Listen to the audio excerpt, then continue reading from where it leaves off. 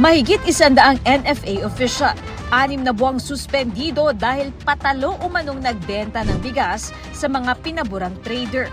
Partikular na iniimbestigahan ng Office of the Ombudsman ang mga ulat ng reklamong idinulog sa Office of the President noong February 13. Dahil patalo umanong pagbenta ng may 75,000 sako ng bigas sa mga pinaburang rice traders ng mga sangkot.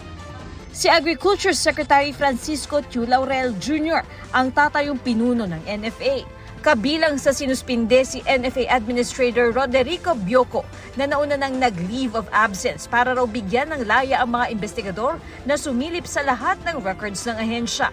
Kinukuha pa rin ng GMA Integrated News ang panig ng iba pang nasuspinde. Mga sibilyan, pwede nang bumili at magmay-ari ng matataas na kalibre ng armas bago matapos ang buwan. Ayon sa PNP, kabilang dyan ang mga semi-automatic high-powered firearms. Ipatutupad yan kapag lumipas ang 15 araw ng publication period ng inamyendahang Implementing Rules and Regulations ng RA 10591 o Comprehensive Firearms and Ammunition Regulation Act. Dati itong ipinagbawal ni Nooy Pangulong Rodrigo Duterte para hindi makapag-supply ng armas sa Maute Group noong Marawi Siege. Pinawi naman ng PNP ang pangangbang maaaring mapunta na naman sa kamay ng mga masasamang loob ang mga high-powered rifles. May regulation naman daw at lisensya ang pagbili ng mga ito. Sang-ayon naman dito ang grupo ng mga gun retailer at gun owner. Pero tutol naman ang Gunless Society of the Philippines. Hindi raw tayo dapat maging sunod-sunuran sa gun culture ng Amerika, kung saan 8 sa bawat 10 sibilyan ang may baril. Para sa GMA Integrated News, Katrina Son, ang inyong saksi. Binigyang pagkilala ang isang babaeng opisyal ng Philippine Coast Guard na matagumpay na naakyat ang 7 pinakamatataas na bundok sa buong mundo. Isinagawa ang pagpupugay kay Coast Guard Lieutenant Commander Karina Dayondon sa Stop and Salute Flag Raising Ceremony sa Rizal Park. Pinakahuling naakyat ni Dayondon ang Mount Vinson sa Antarctica. Kabilang din sina Coast Guard Petty Officer First Class Noel Cristina Penetrante at Janet Bellarmino sa mga babaeng kinilala bilang bahagi ng pagdiriwang ng National Women's Month. Kasama sila ni Dayondon sa kauna-unahang all-women team sa Pilipinas at Southeast Asia na nakarating sa summit ng pinakamataas na bundok sa mundo na Mount Everest. Tanaw mula sa malayo ang nagliliwanag na lava mula sa La Cumbre Volcano sa Galapagos, Ecuador. Isang La Cumbre sa mga aktibong bulkan sa Galapagos Islands na kilala para sa biodiversity nito. Ayon sa mga otoridad sa Ecuador, wala namang nakatira sa isla kung saan naroon ang bulkan. Hindi rin inaasahang maapektuhan ng turismo sa mga isla. Huling pumutok ang bulkan noong 2020.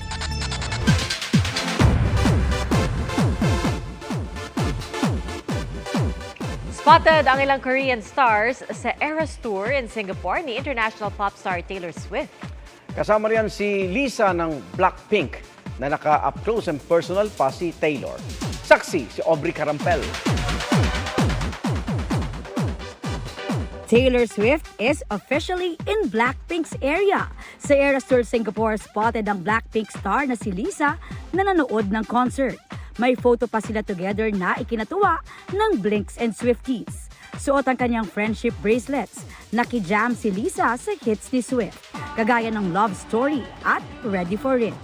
Pati ang SHINee member at Korean actor na si Choi Min-ho nanood din ng concert ni Taylor. Biro pa ni Minho sa kanyang post, "It's Taylor Swift Nuna."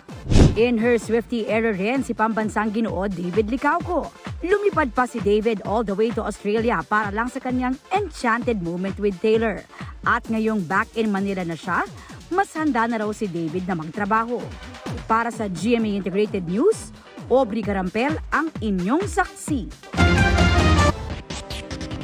2 kabayo ang mistulang nakipagpatintero sa mga sasakyan sa highway sa Ohio sa Amerika. Ang mga kabayo, pagmamayari pa mismo ng mga pulis. At sa bidyong yan, sumalubong ang 2 kabayo sa mga sasakyan. Napahinto pa ang ilang sasakyan kaya nagdulot ito ng bahagyang pagbagal ng daloy ng trapiko. Ayon sa Ohio Police, nakatakas sa kwadra ang 2 kabayo na nahuli rin kinalaunan.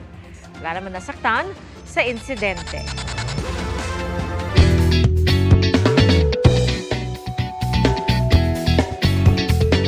Ika nga ng kanta, magtanim ay di biro.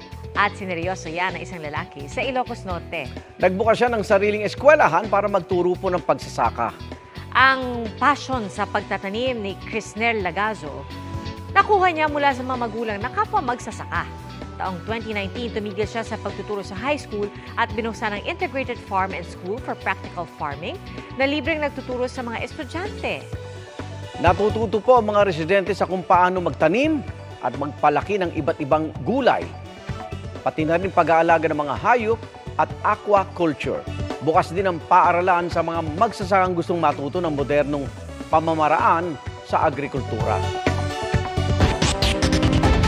Salamat, Igan, sa inyong pagsaksi. Ako naman, Arnold Clavio. Ako po si Pia Arcangel para sa mas malaking misyon at sa mas malawak na paglilingkod sa bayan. Mula sa GMA Integrated News, ang News Authority ng Pilipino.